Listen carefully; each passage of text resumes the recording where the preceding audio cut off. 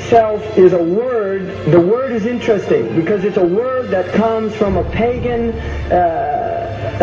Hollywood is the holy wood, and it was the wood that the magical wands were made out of in the pagan sorcery, magic.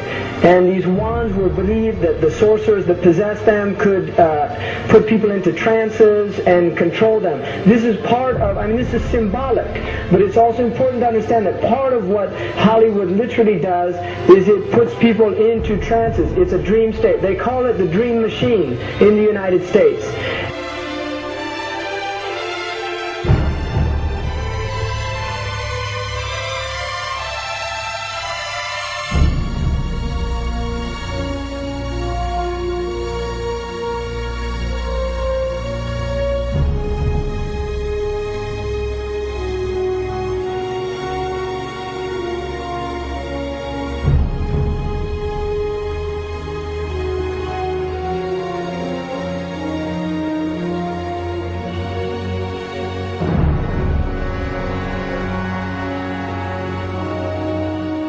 And it creates fantasies for people. It puts people into these things. Now, one of the things is interesting that in the part of what's done in movie theaters, in darkened rooms where people watch television, is literally a trance state that occurs. So what's called suspended state of disbelief. You enter into a state, you suspend your disbelief and enter into a state whereby you begin to believe what you internally realize is imagination.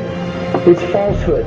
Films are magic. It's just magic. You go and you watch these things and people get caught up in them.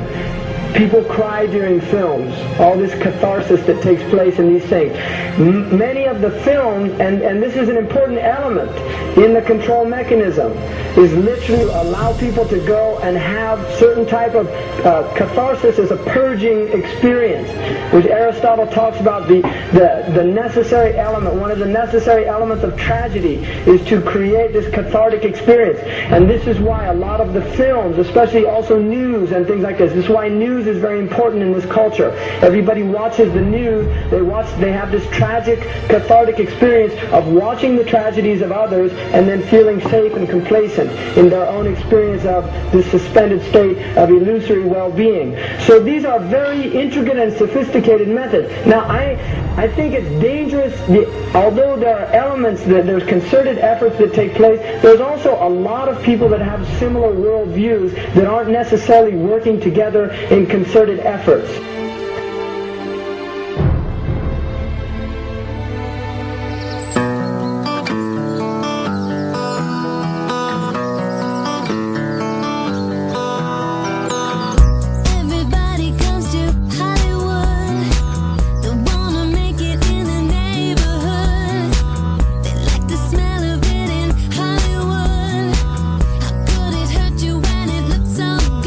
Shine your light now.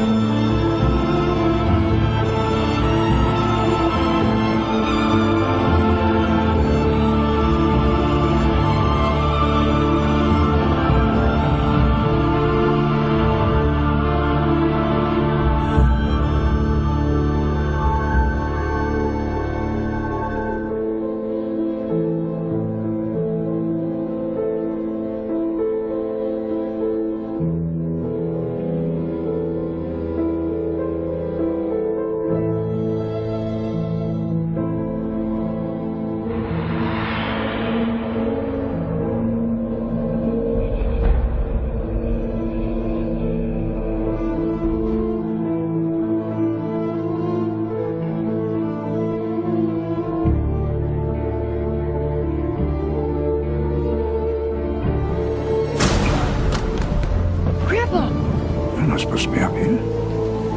Looking at that? I just wanted to know. Yeah. Well, you're old enough, I suppose. You should know the story. Okay, here we go.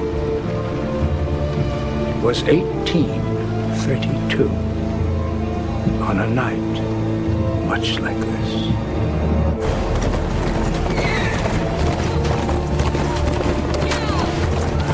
Charles Carroll was the last surviving signer of the Declaration of Independence.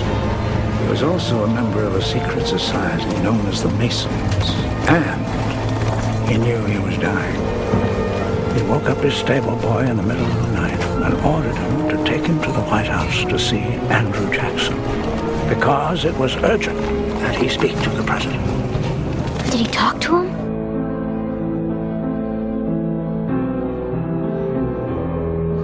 No, he never got the chance. The president wasn't there that night. But Charles Carroll had a secret. So he took into his confidence the one person he could. My grandfather's grandfather, Thomas Gates. What was his secret? A treasure. A treasure beyond all imagining.